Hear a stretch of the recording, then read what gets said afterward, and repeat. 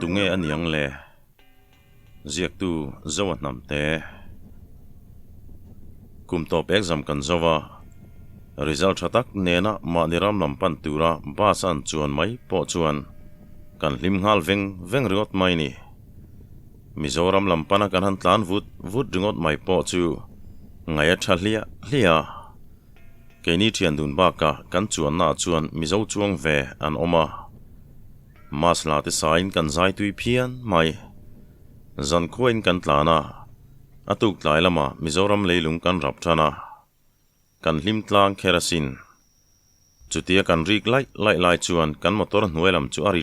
trok maya kongsira chuan kan ding ta driver te chuan an en dikin apa thi silchara kan zulam lokanga siam chung reidon chuan lova zantira chuan kan chuak le thei mayang tin driver pakhat le handyman chu silchar lama le turin anin siama motor lo chuk lam chu kan lo chan puya truck ruak lo chuk chu pharin an har san ten han soi chuan an ni po chuan an driver pui har san na tok chu hrethiam takin silcha lampan chuan an liam le ta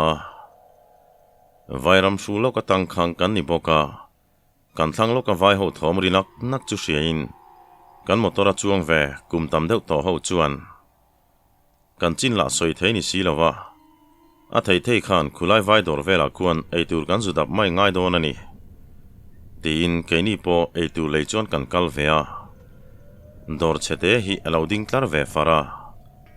kan ril tram thut ta ka tin engemaw kan lei khol ve tran hlomani vai pakhat thian miron panin mama tingein motora chiami tiamin zo chuan keini chuan kan motor chiat dan le apa tan lak mek dan te siam har don lo thu te in kan lo chang ve luama chu vai pa chuan ni chu enin a charan beng thaka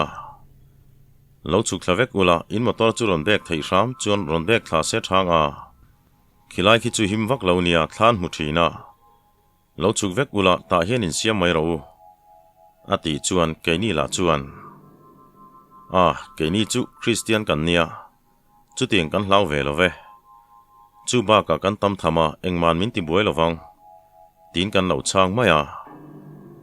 chu pa po chu phun nang chungin akal son vele mai boka engma po ngai to zui lem lo chuan kan ti chomol mola kan thlen chuan kongsiran lo thu khoma keini po an bula chuan thuin kan ti ve bor mai chulai tang chuan kho an chuan vel po nuam viau maya namdang chuang ve tenen po kanin be bor hloma kanan hoi kwal vela kho thir po nuamin zotlifim vot rai mairon thovot var thin chuan thasiga in tran to ni ti miron hril chiang viau mai namdang mei chia ho phei chu an sari chuan anin tuam khor hlan hloma kan zinga chuan sipai chuti hi om ve boka chu pa chu kan bula ron thuin a ming chu dola ni thu te aron soya hei heti kan ni chuan khothim hnuwa vot don sia khoinge tlema thalai deuh hian kan bul vela thingro te inform khom tengu motor pa talo thlen huna po torchlight nen ringot a siam ai chuan mei enga siam chu nom po nuam zo kange an ti chuan keini thian dun le midang ho chuan kongchak lam thing mun chu kan lu chhota rin ain thingro po lo tam phian mai vai pa thil soi kha ka hre chuak zoka tuma thingro fom pon an kalngam lo ni don hi katinau nawa thingro chu tamang reng boka kan sipai ber chuan chem chu hu mina sat ngawa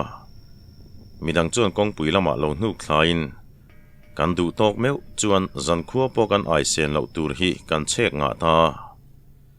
padola chu han nui sukin khaya ka beise aina tam dai mai kan ai bang chu vai ho khuan amu masa sa van nei anti ve nge don hi tinan nui vura boruak chulum vak lo boka kongsir zawlaya chuan mei chem tumin kanin buat sai tan ta phai kholum lama khosa thang kan ni hlom boka vot kan ti tlang hle mai madiram chung om kan ni to ba ka mizo ho chu kan hlimin kan zai lang renga manin thlen chu ngak hlel viau to mai la kan duang nga ta om thei kan ni lo ti chu a chiang bok sia mani ram chunga kan om tolom le tin kan in hnem lung oya kan che po azang khai tlang viu to ni me kan an nun fel chuan khua po thim don ta motor chung chu vo de wangin melum kil chuan kan va in kan ding bial laya vai ho po chuan nu man ti ve hle ni turani an pang vot deuh lai hem chuan an vir kual sek khloma mani tong chuan ti in kan hom som leite chu kan ei ri rap arapa padola la chuan fiam thu du boka kan nui puile hak thina kan chuan puin ham dang ho po chu an mani to ka an beng cheng ve hlom khop mai an rei deuh ta ka chuan sana kan in bi chok sek to maya motoron tlan zeu chu kan lo bi uluk hle thina ni kan driver ten tel ve toem ti reng chuan kan lo thle ka thala chu eng no ngul mai nen kan ram ve le khotlang lang thei ho chu thliran nuam viau mai kan thian dun chuan ma suna kan in tur kan hon te chu kan an soisa sa kan thian te hlim dan tur le an lom dan tur te an soin kan hlim pui ve em mai ni padola chu kan bula chuan aron thua engama soi chuan kan nui ham reng mai anila soi tur a hrebok sia chutia kan rik nak lai chuan kan sir ding vai nu chu chaklam kok chuan a tre ta tur maya a hlau lutuk chuan a pasal chu kwa chungin a khur zoi mai kong chaklam kok chuan hlau mel tak hian khi min en run mai min mana tumania an ti chuan midang po makti tak chungin kan hoi ngala kong chaklam chu kan an thlek ve ngil lomna ma se engma muero chu kan nei lem lo padola chuan amit vai mai ni don hi engma mu turom love an ti chuan bena chuan kapi engma hlau turom lo nia lau reng su hei ibula kanom hi tinan hnem ve luama keiro chu ka ngai tu na kal thui viau mai tlailama thil kan leilaya vai pa thu soi kha karil ru lo lu ta padola chu ka hril don nge don lo tin karil ru chu ein suala atopa chuan hril ngei tha ka hriat awangin engkim ka hriat ang chu ka hril ta ani pongoi wang mai engma hlau turom hleinem mizo wal rual kan omalom le baka hei motor atlan ve renga keinila kan thanem boka engma hlau turom love alo tiliam ve maya vainu la chula khur lokin apasal ko chung chuan a thil mu chu trap tuo hian a soya mizo mei chom ve te chuan lo hne molin padola chuan kan driver pakhat zok hne na chuan chema dila ani po chuan chem lo pe in chem hum ran chung chuan chaklam enin a thuta sipai ti taka atha thain ain ring to kani abula om po thlamuan thla khop mai kan pathum chuan chagle thang chu kan mel deuh renga motor tlan la chu rin ai hian a tlema vainu la chuan chaklam chuan bi lein a trele thot mai min huania khi tin om ngai na hrelo chu ading loka kan mei ai lai hel chuan arak tanok nok mai apasal chuan an kai peng don thina akut chu lo ben thak sak zel mai sia ani po chuan makti tak chuan enin midang po chuan a chezia chu makkan ti deuh hlomani dar sari pel or chawania kan handimen tela chu dar som vela ron thlen man kan bei sei chau mai sinen chutia kan en thap lai chuan tre ruai chung hian chaklam hnim bu lampan chuan a tlan ta padola chuan driver chu torchlight la turina tia driver porang taka motora chuan lutin ain hai roka light nen chuan a ron chuak le ta padola chuan lavatin chaklampan chuan a tlan ta kan thian dun chuan kan zui ve ngota kan ma chuan apasal po man mo zet chuan a tlan vea tlan pa chuan anu pui chu ko molin ma se chana ori le thom hriat tur eng ma omlo nim chu pikte chiam lova classic intran ani to boka rin ai chuan ton po nuam phian mai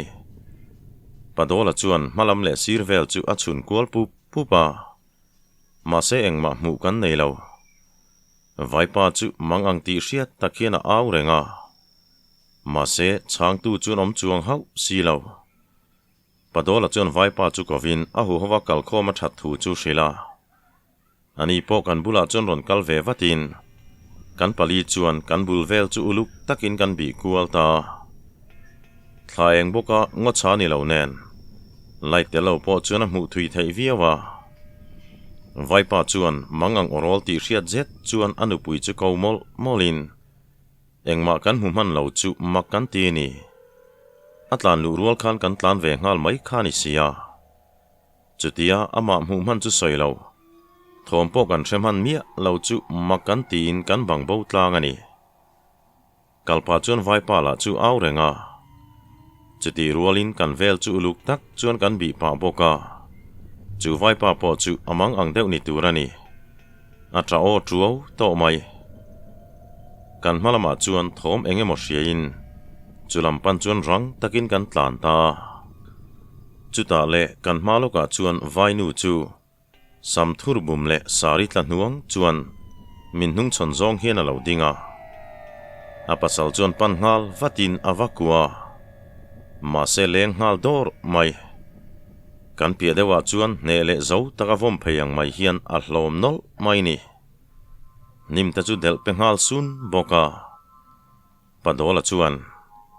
titeu hualila kan boron donia ati vele chuan vainu churonin herin amit meng chu ra pom takani ameng varde uru mai sia amit mula chu lian em mai le ngal ka tirila chuan min thama ka trim sung mai ma se hlaubi khan ni chu ka du lo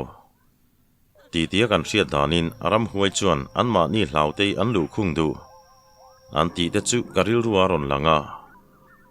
chuti lai chuan ka tha chu azoi zo vek aloi ani ma se vaipa chuan hlaumi lawaron pan le ta ka chuan vai mai poin an hlau lo chuan enge kan hlau bi kang le tin karil ru chu ka ti pau khawa bo tur chuan in siam rem ve ngalin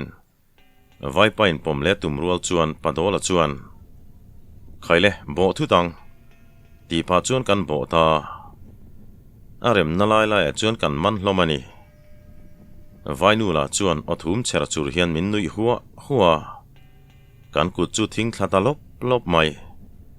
padola chuan aban kha man be dan ngai tu ngai ni chutelo chu kan man be thei don hau lo ni o an ti chuan kan thian dun chuan aban chu kan the anga man be tumin kan an bana ma se chak khop mai kan pali chuan min the thal ta lop maya zithal thal chung chuan kan tho lea kamong tam ka so na chu anangut ngut mai ni chutia kan tho chuak le chia ti chuan vainu chuan miron en kual dunin anui le ta huwa maya chuti pa chuan a sot deuh thur mai le ngal alu te chu thing pa vaka arap om du takani kabula chuan ron sot thurin ka hlau dewa ma se hlauin om ziam lo ti hriain akea chuan ka lo mana ma se thingbul sutang mai hian nget tlut mai a so ngai chuan ala sot thur renga atak sa bei velo ang mai chuan min so pui theini kalu chu a so zong chuan leya ka tawa kalu hailu tuk chu ka von na po thlain chelo chuan ka thal ta renga padola chuan khoinge man be theilo ngot tur thuam lo atilang ri chuan ka ngai tu na churon ti harin kanin thing har le dewa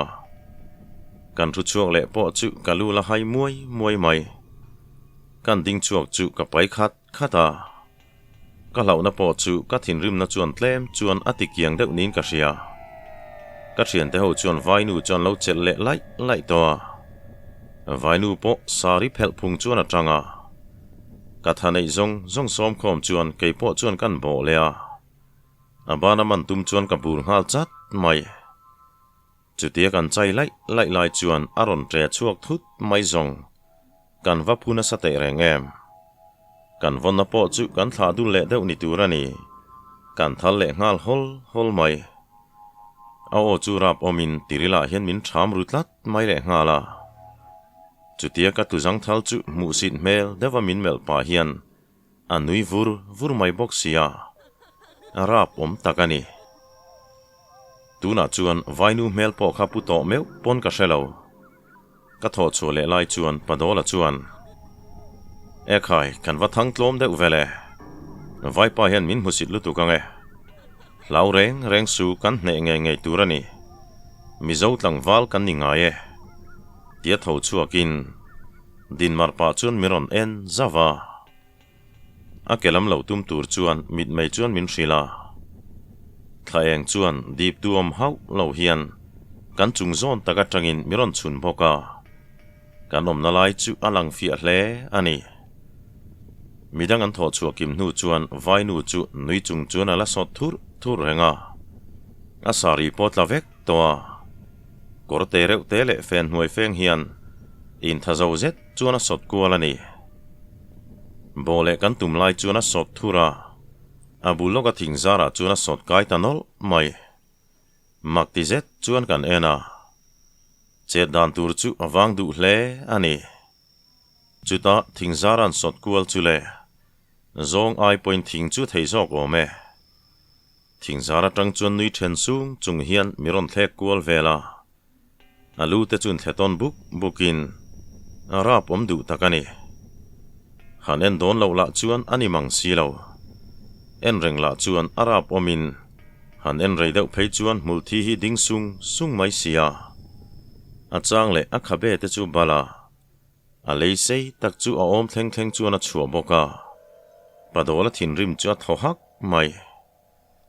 vaipa chuan anupui sari tlanuai chu chartumina pana chu vele vainu chu le ron rum thale in apasal chu panta padola chuan nunglam tang hian ron kuwa chotin kan thian dun chuan kan bo vele ta nunglam tang chuan abana padola chuan a man beta bena chuan padola man na hnuai dewa chuan lo man ve ngalin ke chuan a kea kaman thunga apasal chuan kan che dana muin miron puivat boka kan panhi chuan a kea chu kan ku beta ni padola chuan tuma khan tha to reng su atran chung kan man be hne chuan are ve mayang anti chuan vainu potal na sakhop mai tre ruai chung chuan an tanga mase kan tran mun chu kan siam het to boka nget tak chuan kan von na chu kan thla du bik lo ain thing na sain arol chu rap om ngang mai mase amalama ti dan kan hriat to wangin in ring tak chuan kan man na theu kan thatop chuin kan ku beta chutia kan chel hne viau taka chuan atha pozoi tela engemaw chen kan chel hnuwa chuan zoi nokin kan von na chu kan la thla ngam chia silo padola chuan azoi tae indom na ka thlaula mutha dam tir tengu ti pa chuan thoham hamin kan von na kan thla hnu chuan zoi muang hian an mut tira amut fel chia ti chuan rangzet hian ronin per thole in nui uar chung chuan min thlek kual leta a leila chu sei pui hian a ron dok chuaka apasal po chu aphuna sa ve hle ni turani atol dor mai padola thin rim chuan nang mi ten om khan min ti der khang lang amo tu tenge kan nia enge kan ti thei chu hremayang tia ama chuan vadingin vainu chuan ngun zet hian a lo thleka a orol chu arapom theyang ber chuan an chuain khatiang taka orol kha kabenga hian a lalut ngai lo arapom dan kha achiang ema katrim sung theini padola poding ve chot maya mihring le ram sarapom pui tv vel kan hmu thin heng ho orol in cho polang mai hi ni vaipa po chuan a hlau hle ni turani trap pur chung hian anu pui chu a ko ta chul maya akut chuan a mai hupin anu pui minglam mol chung chuan a trap ta padola chuan titeu man betila kan phuar betlat to don nia kan hne turani tin anung lama tanga man le tum chuan an hel kuala mase vainu chuan a taksa herlovin padola lam hoi chuan alulong chu then thu chung chuan a virkual ve hruta chu zet zong arap om du takani keini chuin ti pachangin kan lamaron hoilo lai tak chuan bo thut tumin kanin herve seta chuta le arangzet hian aban pahnih thlak lai chuan kan bo ta benapo chuan miron pui vatin padola po chuan rang takin ron hnai chila kan man na chu kanin siam rem ngal vatani kan theyang tok chuan ama kan man ang deuh khan man ngele tum chuan kan beya vaipa po men deuh pur chung chuan miron pui vele boka chutia hne tak maya kanan man bele taka chuan orol rap omle ti bai omzet chuan rak le ruai mai keinila chu kan tang sau sawa padola chuan kan man hne deuh hnu chuan akong hren chu akut lelam chuan phelin vainu chu akiu hnuai heta vet kualin a hreng beta in kong hren khan akia khan lo phuar ve teu tin ka kong hren chu kan phel ve soka akelam kan hren bele taka chuan vainu po chu tre choi roin azoi le ta nok mai muang chang chuan kan mut rem tir le ta asari chu char vata khu kanan tum chu vaipa chuan min lo danga tu manom chuang lo ti hanom ri ro se kan hren nei phel pal takin alo ti ve tlat mai December thalai hol ani to na in kanin chaina saboka kan hani kan thlante chu tlat luam hloma ngoi reng chuan dingin kan thohal hlom mai chuti lai chuan kan thlang lama tang hian thomron omnak nakin kan mi zo pui tlangwal pali le upalam deuh chu anon lang vea kanom danan mu chuan makan ti hle ni turani engthil nge ni in re thap mai sia motor pon siam zo trep tonia upalam deuh chuan ron tin padola chuan kan thom kha engmain hreloem ni tian zo chuan chupa chuan eng ma thoman hriat lo thuina lo changa mak kan ti hle hlomani chutia kanin biak mol lai chuan vainu chu hne taka tun dinang mai hian aron ding zoka o thum chera chuai hian an nui huain a lei chu a om thleng don chuan a chua le ta tlangwa lokal tharte hlau lutuk chu an tre tur mai chuti pa chuan a sot le ta thura kan hren be na te chu tal cha tum chuan an tala padola chuan pan vatin an pom bet lea anila chuan a lu chu vir kualin padola chu en siam chiat khum ta vak mai tlangwa lokal tharte chu hlawin an khur zoi mai ni padola chuan ronman bet ve vat teu kan mei chemena khan zon thaila kan vain kan tong trai rul don nia anti chuan kan pui ta vata asari chuan apasal chuan ron tuam thuakin kan tam deuh to boka hne tak chuan kan zon thlata kan zon atang chuan tal chikim hian a tal ani bermai kong kan chuk thla chu arak na sa zuala midang ho nan lo mu chuan anin ko khom choi mai an vai pui te phei chuan en pon en thangam lo ani mei che ho lau po an kim ki hle hloma mei chem na bul zola mutum chuan chulam chu kan pana anila chuan a lu her kualin thum bul chung chuan a soi hriat thei mang si lo hian a phun nuwa renga a chang le za om deuh te chuan an nui le ri thin mei cheu po lo tre thatin kanan mut rem hnu chuan padola chuan khaile a theina taksa hi domila pathian hena tong trai tengu kan thian nu hi dam takin kan la let turani ati chuan mi paho churan kal khomin an hnung lama mei cheu po an lo kal ve boka chutia tong trai kan an soita ka phei chuan vainu chu tre ruain atal na sa zuala then khat phei chuan an hnai ngam lo motoron tlang puat an om lain then khat chuan miron thlek wang thunga mizo motor then khat chu ding to kan om boka vanei thlak takin aram thar fil tlo holam motor ron ding ve hlau maya pastor le upa hi an lo chuang tel vea kan chin le kanom dan an riat chuan bible te phorin kan bula chuan aron thing thive ta pastor chuan a bible chuan kevin vainu oma chuan a khup zongin an da ta le vai nu chu rol rap thak zet chuan tre tuarin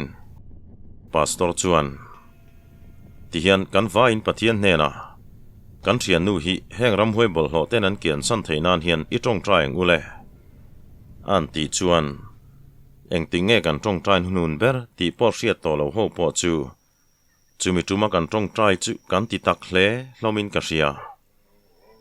kan tong trai lai te chuan vai nu chu kang dorin ka hria a orol chu achang le athum treng chuaya achang chuan meiche mangang aurol te chu aron chuak le bok thina kanan tong trai zo chuan ani pozoi ta hnak mai kanan amen kim meu chuan chaw takaron mengin an kalbota aron ti tham chala padola chuan kan hrian be na chun phel zungin apasal churon kuwa thlopin atrap ta hlop mai benanen po chuan kan thove huai maya kan motor po chu an lo siam zo vek toni pastor chuan tirule kalma saula kanon chom don cheunia anti damdap chuan motora kan lu ta sanga vai pala chuan lom thumin hril mol mai keini chuan ekhai lom thu soi ngai lo ve hei in thian theu kan nia mizo chuan kan thian ten har sat na nei chuan kan sut kian pui thina lom tin kan lo changa motor dang nen in zui dia de in har sat na nei to lem lo chuan tluang takin kan jin kong chu kan zo thei ta ni top le ta